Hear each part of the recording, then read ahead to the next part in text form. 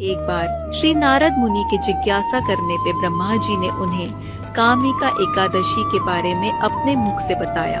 ब्रह्मा जी ने बताया, कामिका एकादशी का व्रत इतना प्रभावशाली है कि जितना पुण्य एक व्यक्ति इस दिन व्रत करके कमा सकता है, उतना पुण्य वह न तो किसी तीर्थ में स्नान करके कमा सकता है और न ही किसी बड़े दान से। चाहे स्नान काशी में गंगा जी में किया गया हो या पुष्कर के सरोवर में, फिर भी वो पुण्य कामिका एकादशी जितना नहीं होता।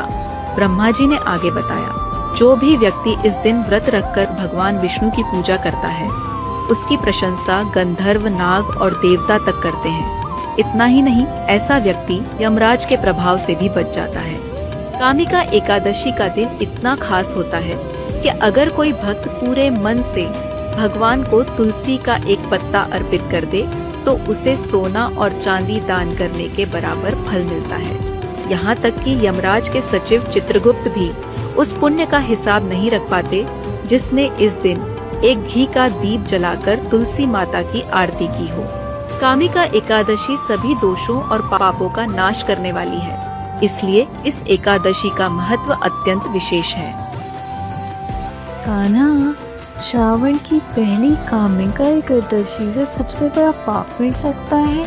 हाँ सखी, यही तो इसकी विशेषता है।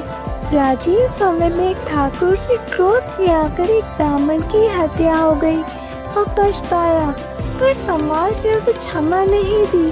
तब एक मुनि ने उसे कामिका एकादशी का व्रत करने को कहा। उसने श्रद्धा से उपवास किया। रात में भगवान के आगे दीप जलाकर सो गया। स्वप्न में भगवान विष्णु ने दर्शन देकर कहा, तेरे पश्चाताप ने तुझे निर्दोष बना दिया है।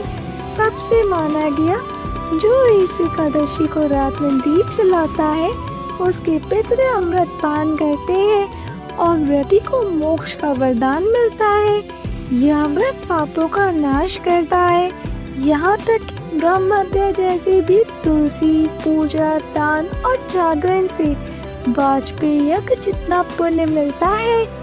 कामिका व्रत जो करे, भव सागर तर जाए, पाप मिटे, मोक्ष मिले, विष्णु चरण समाए। राधे राधे।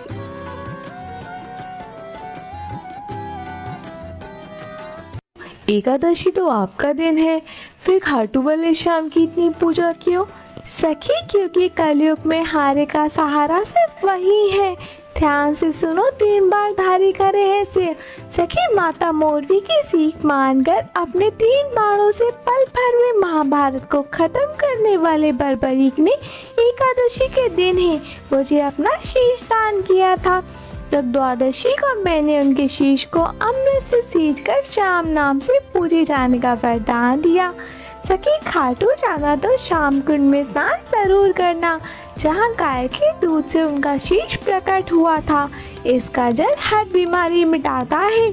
और दरबार से मूछड़ी जरूर घर लाना, इसकी हवा गंभीर से गंभीर कष्ट को काट देती है। जो भी भक्त सच्चे मन से ओम श्री श्याम देवाय नमः कहता है, बाबा उसकी झोली खुशियों से भर देते हैं। हारे के सहारे की इस अद्भुत महिमा को हर शाम प्रेमी तक पहुंचाएं। बोलिए हारे के सहारे की जय। राधे राधे।